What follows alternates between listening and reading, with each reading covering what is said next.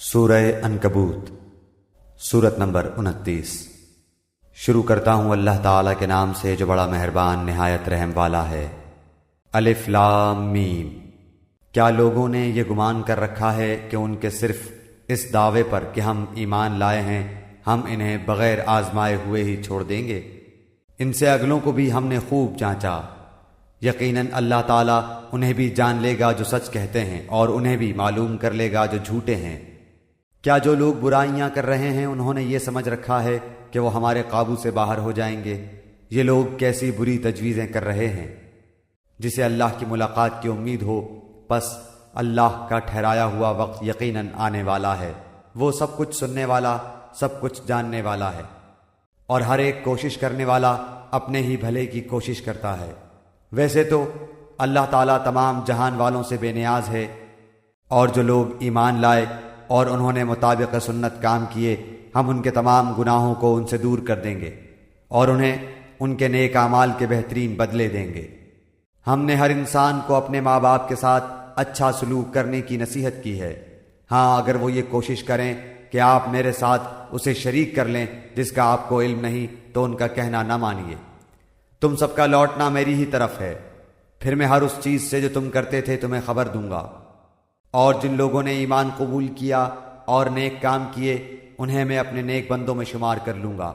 اور بعض لوگ ایسے بھی ہیں جو زبانی کہتے ہیں کہ ہم ایمان لائے ہیں، لیکن جب اللہ کی راہ میں کوئی مشکل آن پڑتی ہے تو لوگوں کی ایذا دہی کو اللہ تعالیٰ کے عذاب کی طرح بنا لیتے ہیں۔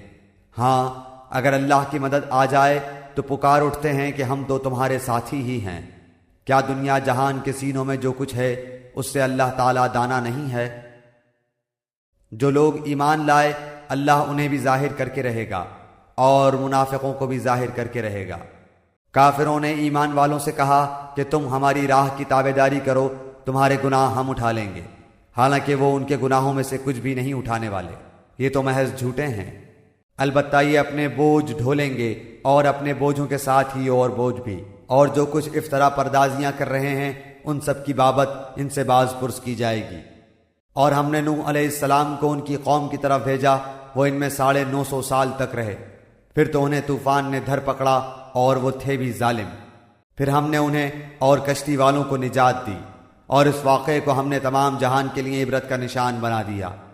اور ابراہیم علیہ السلام نے بھی اپنی قوم سے فرمایا کہ اللہ تعالیٰ کی عبادت کرو اور اس سے ڈرتے رہو، اگر تم میں دانائی ہے تو یہی تمہارے لیے بہتر ہے۔ تم تو اللہ تعالیٰ کے سوا بتوں کی پوجا پاٹ کر رہے ہو اور جھوٹی باتیں دل سے گھڑ لیتے ہو۔ سنو، جن جن کی تم اللہ تعالیٰ کے سوا پوجا پاٹ کر رہے ہو وہ تو تمہاری روزی کے مالک نہیں، بس تمہیں چاہیے کہ تم اللہ تعالیٰ ہی سے روزیاں طلب کرو اور اسی کی عبادت کرو اور اسی کی شکر گزاری کرو اور اسی کی طرف تم لوٹائے جاؤ گے۔ اور اگر تم جھٹلاؤ تو تم سے پہلے کی امتوں نے بھی جھٹلایا ہے، رسول کے ذمے تو صرف صاف طور پر پہنچا دینا ہی ہے۔ کیا انہوں نے نہیں دیکھا کہ مخلوق کی ابتدا کس طرح اللہ نے کی، پھر اللہ اس کا اعادہ کرے گا؟ یہ تو اللہ تعالیٰ پر بہت ہی آسان ہے۔ کہہ دیجئے کہ زمین میں چل پھر کر دیکھو تو صحیح کہ کس طرح اللہ تعالیٰ نے ابتداً پیدائش کی، پھر اللہ تعالیٰ ہی دوسری نئی پیدائش کرے گا۔ اللہ تعالیٰ ہر چیز پر قادر ہے، جسے چاہے عذاب کرے، جس پر چاہے رحم کرے، سب اسی کی طرف لوٹائے جاؤ گے۔ تم نہ تو زمین میں اللہ تعالیٰ کو عاجز کر سکتے ہو نہ آسمان میں، اللہ تعالیٰ کے سوا تمہارا کوئی والی ہے نہ مددگار۔ جو لوگ اللہ تعالیٰ کی آیتوں اور اس کی ملاقات کو بھلاتے ہیں وہ میری رحمت سے نا امید ہو جائیں، اور ان کے لیے دردناک عذاب ہے۔ ان کی قوم کا جواب بجز اس کے کچھ نہ تھا کہ کہنے لگے کہ اسے مار ڈالو یا اسے جلا دو، آخرش اللہ نے انہیں آگ سے بچا لیا۔ اس میں ایمان والے لوگوں کے لیے تو بہت سی نشانیاں ہیں۔ حضرت ابراہیم علیہ السلام نے کہا کہ تم نے جن بتوں کی پرستش اللہ کے سوا کی ہے انہیں تم نے اپنی آپس کی دنیاوی دوستی کی بنا ٹھہرا لی ہے۔ تم سب قیامت کے دن ایک دوسرے سے کفر کرنے لگو گے اور ایک دوسرے پر لعنت کرنے لگو گے، اور تمہارا سب کا ٹھکانہ دوزخ ہوگا اور تمہارا کوئی مددگار نہ ہوگا۔ پس حضرت ابراہیم علیہ السلام پر حضرت لوط علیہ السلام ایمان لائے اور کہنے لگے کہ میں اپنے رب کی طرف ہجرت کرنے والا ہوں، وہ بڑا ہی غالب اور حکیم ہے۔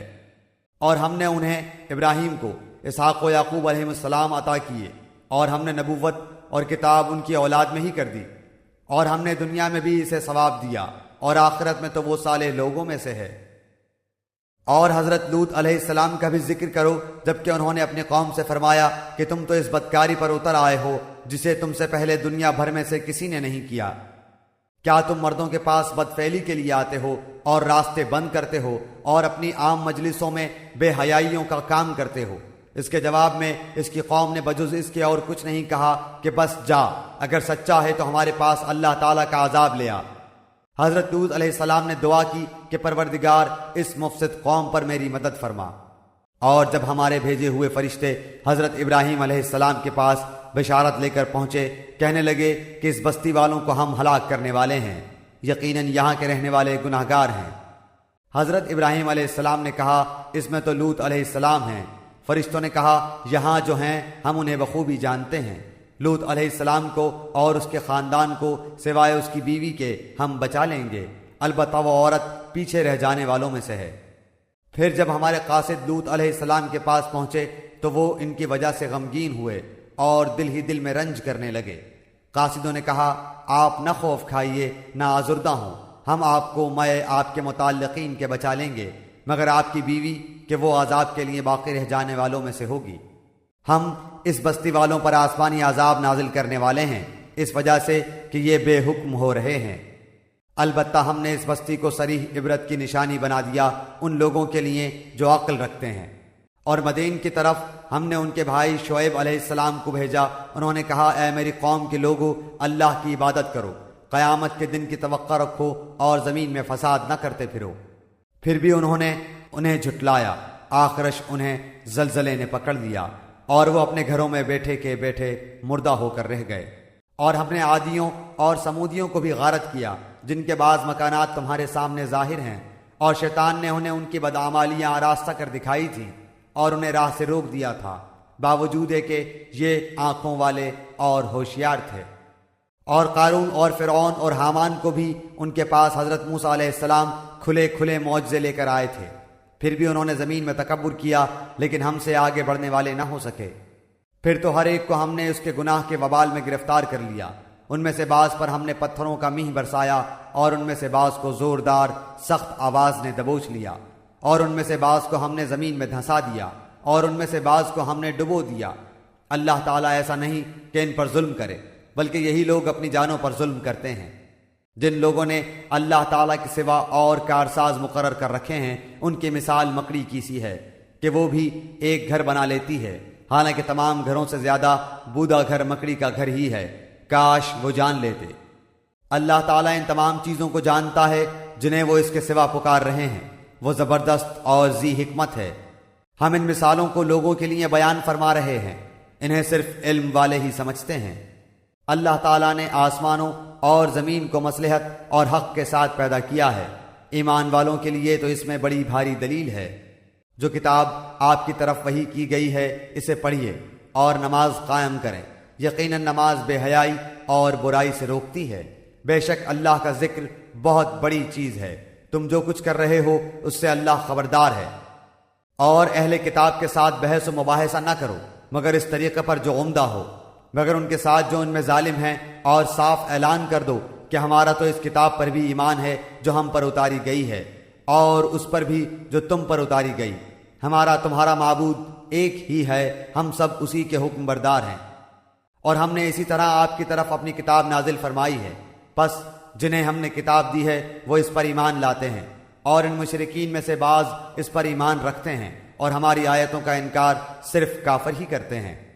اس سے پہلے تو آپ کوئی کتاب پڑھتے نہ تھے اور نہ کسی کتاب کو اپنے ہاتھ سے لکھتے تھے کہ یہ باطل پرست لوگ شک و شبہ میں پڑھتے، بلکہ یہ قرآن تو روشن آیتیں ہیں جو اہل علم کے سینوں میں محفوظ ہیں، ہماری آیتوں کا منکر بجز ظالموں کے اور کوئی نہیں۔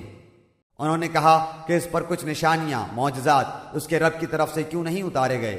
آپ کہہ دیجئے کہ نشانیاں تو سب اللہ تعالیٰ کے پاس ہیں، میں تو صرف کھلم کھلا آگاہ کر دینے والا ہوں۔ کیا انہیں یہ کافی نہیں کہ ہم نے آپ پر کتاب نازل فرما دی جو ان پر پڑھی جا رہی ہے، اس میں رحمت بھی ہے اور نصیحت بھی ہے ان لوگوں کے لیے جو ایمان لاتے ہیں۔ کہہ دیجئے کہ مجھ میں اور تم میں اللہ تعالیٰ گواہ ہونا کافی ہے، وہ آسمان و زمین کی ہر چیز کا عالم ہے، جو لوگ باطل کے ماننے والے اور اللہ تعالیٰ سے کفر کرنے والے ہیں وہ زبردست نقصان اور گھاٹے میں ہیں۔ یہ لوگ آپ سے عذاب کی جلدی کر رہے ہیں، اگر میری طرف سے مقرر کیا ہوا وقت نہ ہوتا تو ابھی تک ان کے پاس عذاب آ چکا ہوتا۔ یہ یقینی بات ہے کہ اچانک ان کی بے خبری میں ان کے پاس عذاب آ پہنچے گا۔ یہ عذاب کی جلدی مچا رہے ہیں، اور تسلی رکھیں جہنم کافروں کو گھیر لینے والی ہے۔ اس دن ان کے اوپر تلے سے انہیں عذاب ڈھانپ رہا ہوگا، اور اللہ تعالیٰ فرمائے گا کہ اب اپنے بد اعمال کا مزہ چکھو۔ اے میرے ایمان والے بندو، میری زمین بہت کشادہ ہے، سو تم میری ہی عبادت کرو۔ جاندار موت کا مزہ چکھنے والا ہے، اور تم سب ہماری ہی طرف لوٹائے جاؤ گے۔ اور جو لوگ ایمان لائے اور نیک کام کیے انہیں ہم یقیناً جنت کے ان بالا خانوں میں جگہ دیں گے جن کے نیچے چشمے بہہ رہے ہیں، جہاں وہ ہمیشہ رہیں گے۔ کام کرنے والوں کا کیا ہی اچھا اجر ہے، وہ جنہوں نے صبر کیا اور اپنے رب تعالیٰ پر بھروسہ رکھتے ہیں۔ اور بہت سے جانور ہیں جو اپنی روزی اٹھائے نہیں پھرتے، ان سب کو اور تمہیں بھی اللہ تعالیٰ ہی روزی دیتا ہے، وہ بڑا ہی سننے جاننے والا ہے۔ اور اگر آپ ان سے دریافت کریں کہ زمین و آسمان کا خالق اور سورج چاند کو کام میں لگانے والا کون ہے، تو ان کا جواب یہی ہوگا کہ اللہ تعالیٰ۔ پھر کدھر الٹے جا رہے ہیں؟ اللہ تعالیٰ اپنے بندوں میں سے جسے چاہے فراخ روزی دیتا ہے اور جسے چاہے تنگ۔ یقیناً اللہ تعالیٰ ہر چیز کا جاننے والا ہے۔ اور اگر آپ ان سے سوال کریں کہ آسمان سے پانی اتار کر زمین کو اس کی موت کے بعد زندہ کس نے کیا، تو یقیناً ان کا جواب یہی ہوگا اللہ تعالیٰ نے۔ آپ کہہ دیں کہ ہر تعریف اللہ ہی کے لیے سزاوار ہے، بلکہ ان میں سے اکثر بے عقل ہیں۔